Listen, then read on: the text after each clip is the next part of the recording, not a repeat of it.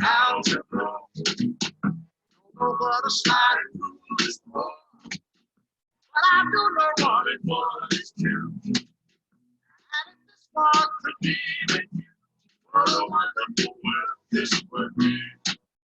Hey everybody, welcome back to Mr. K's 30 Minutes of Math. Sorry about the technical difficulties yesterday, but we've got them all worked out, so we are ready to roll. I hope you had a great day yesterday, and I hope you got a little bit of time outside today. I know it's a little bit windy, but the sun is shining, and it's a great day to take a walk or take a bike ride or just enjoy the beautiful weather. So let's go ahead and dive in. I'm going to start with the riddle from yesterday, and I'm going to shut the video off here so I can focus on our riddle. We had all of these toothpicks, and the goal was to move just 2 toothpicks and create 7 squares, So I think I showed the answer yesterday. Whoops, let me undo that. But basically, you could move this one right here, and you could move this one right there. And then what it would look like is that. Now you can also do it on another corner. It doesn't have to be done on that one. For example, if I go back to this screen, let's erase this. You could do this one right there, and this one right there, and then these are gone. Same kind of idea, pretty cool. I have another riddle, since I think I shared this with you guys yesterday. I'd like you to think for a second. I'll give you maybe a full Jeopardy to try it out. But if you move 2 and add 1 of our toothpicks, how could you set this up so that you have 7 triangles? 7 triangles. So I'm going to give you a minute to try to just figure that one out. Let's see if anyone has any ideas. Move 2 and add 1. All right, let's get some music going here on that one. Maybe we'll do some Jeopardy on that one.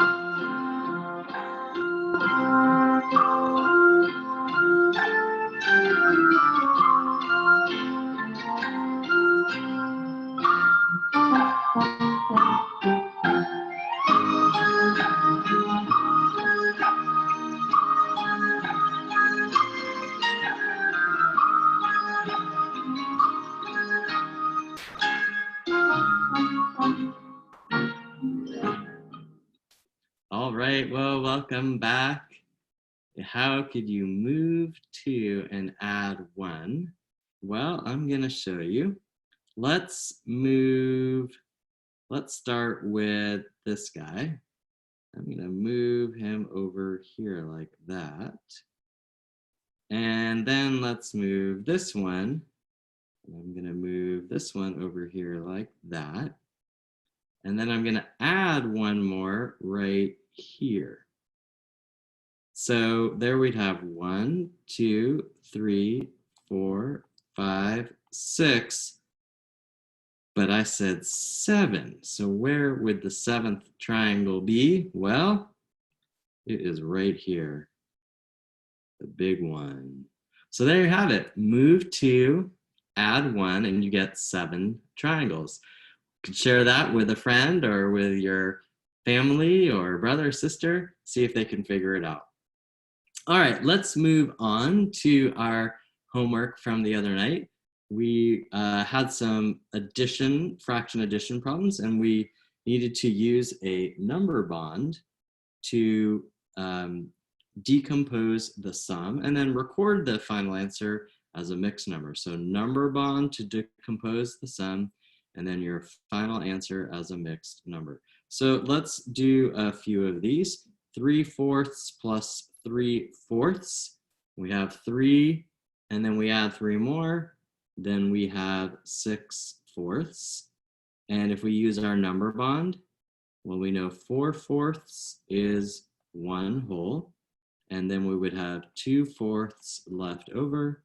So there you have it, 1 2/4. All right, how about B? We have 8/12 and 6/12. You put those together and you have 14/12. And again, we're going to use our number bonds to split it up. 12/12 is 1 whole, and then you have 2/12 left over, and so you'd have 1 2/12. Let's do one more. Let's do maybe F right here. 4/3 and 2/3. We put them together, we would have 6/3. Well, we know 3/3 is 1 whole, and then we have another 3/3. So if we have 1 whole and another 1 whole, then we're left with 2 wholes. All right, well done, everybody. Let's move on to some new work today. We're going to do subtracting fractions with number lines. And they have one here done for you. As you see, it'll say, model each subtraction with a number line and solve by both counting up and subtracting. So here's the first one, 1 minus 3/4. The 1 has been changed into 4/4. Then we're subtracting 3/4, and that gives us 1/4 left over. Then you'll see on the number line, they're starting with 3/4, and then we're counting up to see how much we need to get back to 1 whole or 4/4, which is the opposite of subtraction is addition. So if we count up, we'll know exactly how much is left over when we subtract 3/4. So let's do B. Here we go. Draw my number line. We'll have 0/10 over here, and we'll have 10/10 over there. Right in the middle will be 5/10, and that would be 6/10, 7/10, 8/10, and 9/10. So if we start at 8/10 and we count up to 1, this would be 1 whole, it's 1 2/10. Got that? If we start at 8/10 and count up to 1, that's 2/10. So the distance between 8/10 and 1 whole is 2/10. And that should make sense because if we did it with a subtraction problem, 1 is the same as 10/10, and we're going to subtract 8/10, which 10 minus 8, there you have it, 2/10. All right, let me do one more, and then I'm going to have you do them. So let's see. Set up my number line again. We're dealing with fifths. So we'd have 0/5 to 5/5. Let's put the rest in. 1/5, 2/5, 3/5, and 4/5. Okay, well, if we started at 3/5 and, whoops, my apologies, let's get that fixed. Started at 3/5 and counted up to 1, which is the same as 5/5, then we see the distance is 2/5. Or we could do it as a straight subtraction problem. 1, which is the same as 5/5 minus 3/5 gives us 2/5. There you have it. All right. Why don't everybody take a second and do 1 minus 5/8, 1 minus 5/8, and go ahead and type in your answer if you have it, 1 minus 5/8. So I'm going to go ahead and draw the number line, starting with 0/8, and we're going to make our way all the way up to 8/8, and right in the middle is 4/8. And I'll add in 5/8, 6/8, and 7/8. There you have it. So I see we have some answers coming in. 3/8. Let's see if that works. If we started at 5/8 and we counted up to 1 whole, You've got it, 3/8. That is beautiful. We can also do it as a straight subtraction problem. 1 is the same as 8/8. And then we take 5 of those eighths away, and you're left with 3/8. Well done, well done. All right, just a little bit more. Now we're going to use number bonds to do our subtraction of fractions. What we're trying to show is lots of different ways to increase your understanding of what's going on. And some people like number lines, some people like number bonds. So let's look at this. What they're asking here is to find the difference in 2 ways and use number bonds to decompose the total. So I'm going to walk through this first one. We have 1 2/5 minus 4/5. And what they have done is the 1 has been turned into 5/5. And then we have our 2/5 right here. And then we have 2 different ways. So here's the first way. 5/5 plus 2/5 gives us 7/5. So let me highlight that right here. And then what they're doing is then subtracting the 4/5. 7/5 minus 4/5 equals 3/5. The other way they're showing us is you could start with the 5/5 and then subtract the 4/5, which gives you 1. So that's this way. And then you have 1/5 plus 2/5 left over, which gives you 3/5. Just a different way of handling it. So this would be the second way. So let's give that a try here. We're dealing with sixths. So this is the same as 6/6 and 3/6. And then we're subtracting 4/6. So a couple of ways we could do this. First, we could add 6/6 and 3/6. Whoops, I made one mistake there. Let's fix that. And that would give you 9/6. And then you could take away your 4/6. It's hard to say sixths so many times. And 9 minus 4/6 would give you 5/6. That's one way you could do it. Or you could start with your 6/6 and then immediately subtract your 4/6, which would give you 2/6, and then add your 3/6, which would give us again 5/6. So there you have it. Another way to do it, this time with number bonds. All right, let's move on to our math joke of the day. Everybody ready? What is a math teacher's favorite snake? I'm going to give you a Jeopardy to think about this one. Write in your answer if you can come up with it. What is a math teacher's favorite snake? To fly a rocket ship, you need to be an optimist. My apologies for a little bit of ads there. Here we go. This will be better. Having some trouble with my Jeopardy today. No problem. Go ahead, take a second and think about what the answer would be.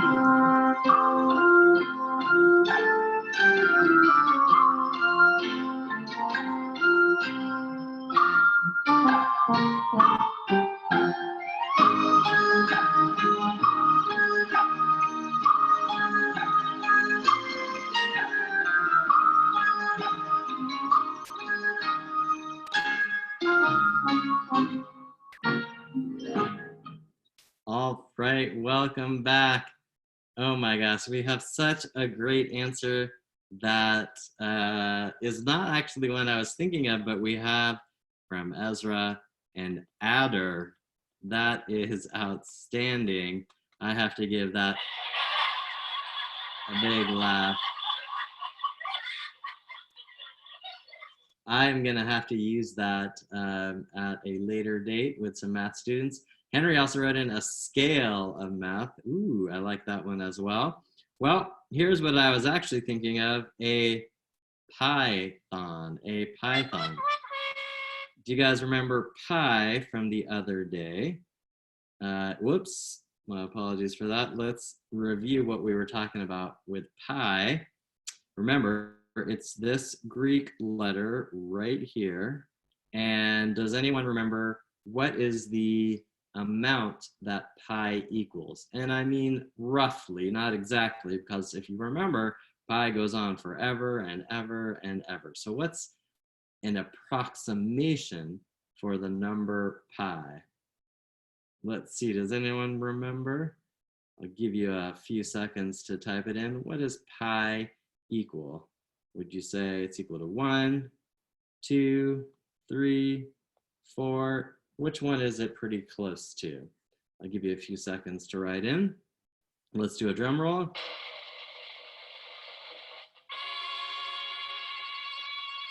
You guys are amazing. That's right. It's pretty close to 3 or 3.14, or if you want to keep going, 1415. As you may recall, it goes on and on and on and on.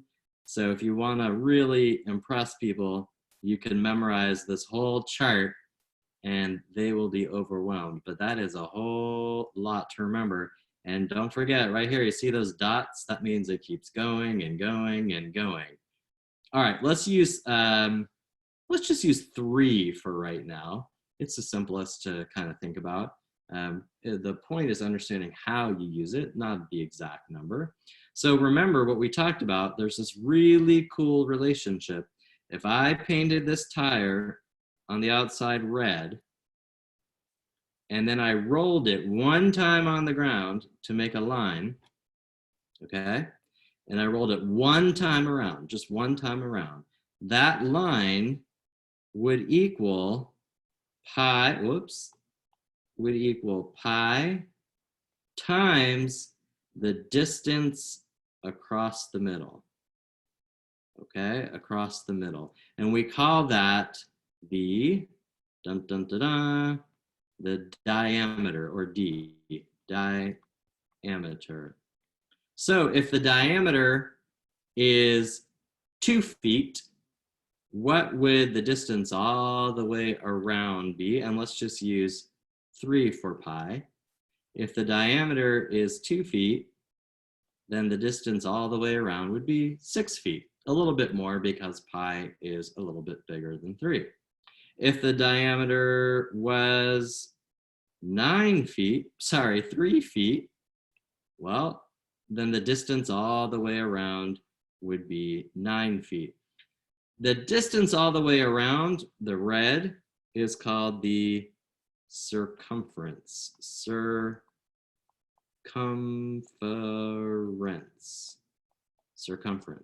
So there's this cool formula. The circumference equals pi, which is about 3, times the diameter. So here's my question for you guys. Let's say this clock right here, is 12 inches across, 12 inches in diameter. If you use pi as, let's just call it 3, how many inches would the circumference all the way around be? Go ahead and type it in. How long would the circumference be all the way around? Ah, very good, Henry, 36. That is fantastic. Well done. All right, let's move on to this basketball hoop. A basketball hoop is 18 inches across, the diameter that is. So what would the circumference be? Again, if pi is 3, what would the circumference be if pi is 3 and the diameter is 18 inches? How many inches would it be all the way around a hoop? Okay, Henry says 50. Anybody else have any? We have 54. Anybody else? Let's check it out. Remember, it would be the distance across, 18, times pi, and we're going to use 3 for pi. 3 times 8 is 24. We have 2 10s there. 3 times 1 10 is 30, plus 2 more 10s gives us 50, or 54. Well done, well done. All right, last, let's say we have this Gigantor pizza, which has a diameter, the distance across, let's say, is 20 inches. By the way, this little mark means inches. And if you do 1, it's feet. So this would be 5 inches. This would be 5 feet. Okay, so then what would the circumference all the way around this pizza be? Henry says 60, 60, 60. Anybody else want to chime in? And we will see. Absolutely, 60 is right. Well done, because we would have 20 inches times pi, which we're approximating at 3, would give us 60 inches all the way around. Well done, guys. Well done. Well, all right. I do want to go back to a little bit more subtraction. So we're going to do this one with a number line. And as a reminder, we're going to start here at 0 fifths. Remember, we also have to figure out what is the fractional unit that we're talking about. And 1/5, 2/5, 3/5, and 4/5. Now the counting up method, we start with what we're taking away, so 2/5, and we're going to count back to where we started to 1. So this is our 1 whole. So 1, 2, 3. So that's 3/5 to get us back to 1 whole. And so if we did it as a regular subtraction problem, we would have 5/5 minus 2/5 equals 3/5. All right, that should be pretty clear right now. Let me give you one more. I'm gonna clear all this off and do a different one. Hold on one second. Let's do, I'm gonna try to make it a little bit trickier for you. How about we had 2, whoops, here we go, 2 minus 5/4. 2 minus 5/4. Take a minute. I would like you to draw that one out and tell me what your answer is, and we'll do a little bit of music and see how it goes.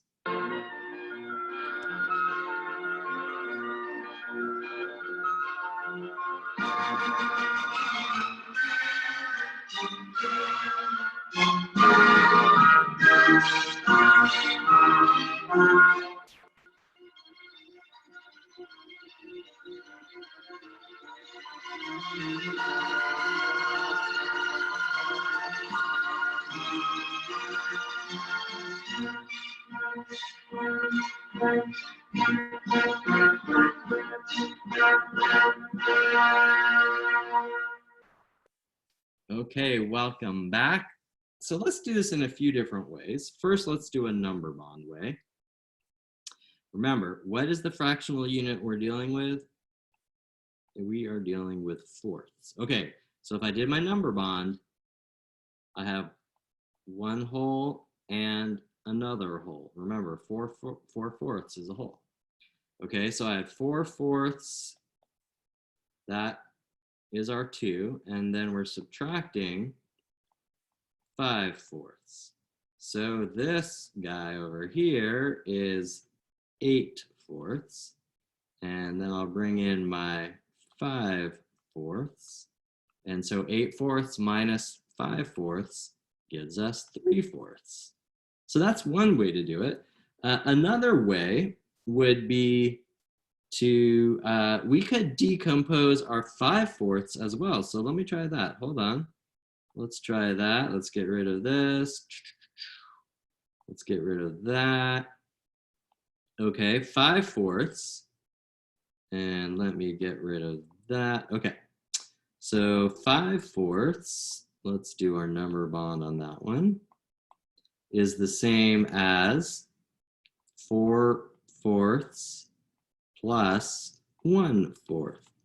Okay, so again, we have our 8/4, and then I could put that over here. 8/4 minus 4/4 equals 4/4. But then I got one more left over. Minus 1/4 equals 3/4. That's another way to do it. Last, we could try a number line. Let's try that. Let me get rid of all this. It's very fun erasing, I have to tell you.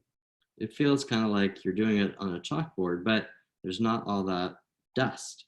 Okay, so let's draw our number line. And let's start with 0/5, and we're using fifths. Remember, that's our fractional unit. Oh, sorry, remember it was 2 minus 5/4. Okay, so I need to get all the way up to 2. 2. How many fourths is 2? Well, 1 would be 4/4. 2 would be another 4/4, or 8/4. Okay, so let me put that down. 8/4. And right in the middle, this would be 1, or 4/4. Okay, so 0, 1, 2, just so we remember where we are.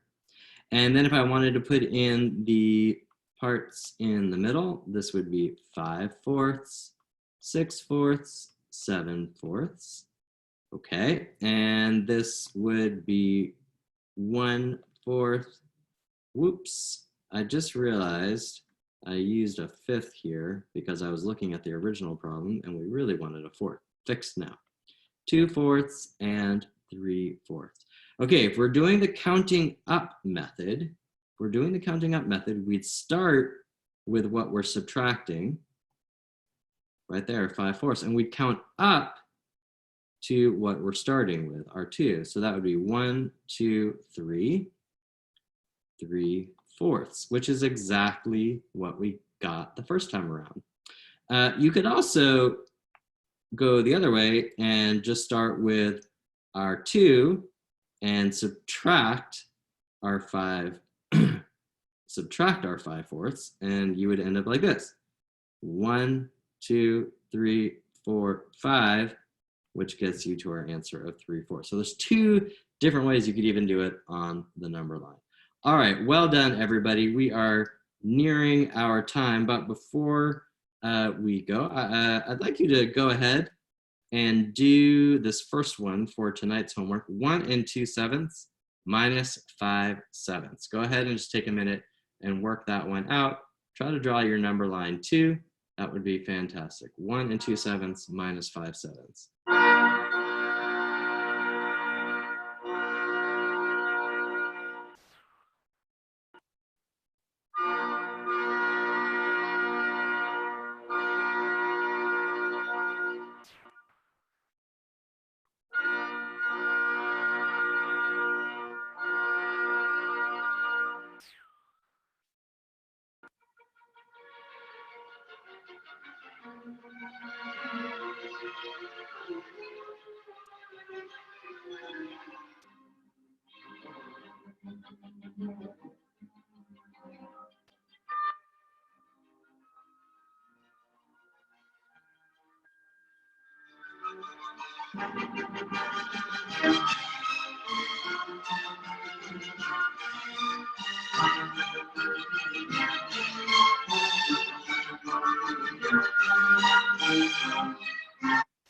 I hate to stop that music. It was so exciting. All right, so let's see. Here is, I started the number line for you so you could just see it. There's 0, there's 1, and there's 2. So we're at 1 2/7, and we're subtracting 5/7. So 1 2/7, 1 2/7 would be 7/7 and 2 more 7ths, which equals 9/7. So that is our starting point. And then we're taking away 5/7. So we could do our sort of typical subtraction way. So you could go 1, 2, 3, 4, 5. That would be minus 5/7, which would take us to 4/7. Or we can do it the count up way, which is you start at what we're subtracting, the 5/7, and we count up to 1 2/7, which is right here. 1, 2, 3, 4. It's 4/7. That's the distance that we covered, 4/7, which gives us the same answer. So 2 different ways you can do that. Fantastic. I'd like you guys to work on this one tonight. And to leave you, I have a math riddle of the day. It's like the square one we did a few sessions ago. Look at this and figure out how many different triangles are in this drawing. And you should remember, don't just count the ones that are very easy to spot, like that one. You don't want to forget about ones like this one right here. So there are lots. Let me clear that off. Take a picture of it, take a screenshot. If you can't do that, just remember it's a pentagon. Here's a pentagon, a 5-sided shape. It's a regular pentagon. And then if you just connect all the corners, that's what we're looking at. All right, everybody, I hope you enjoyed today's lesson and had a great time. It was good to see you. Again, sorry about the technical difficulties yesterday, but I'm so happy to see everybody back, and I will see you tomorrow. Bye, everybody.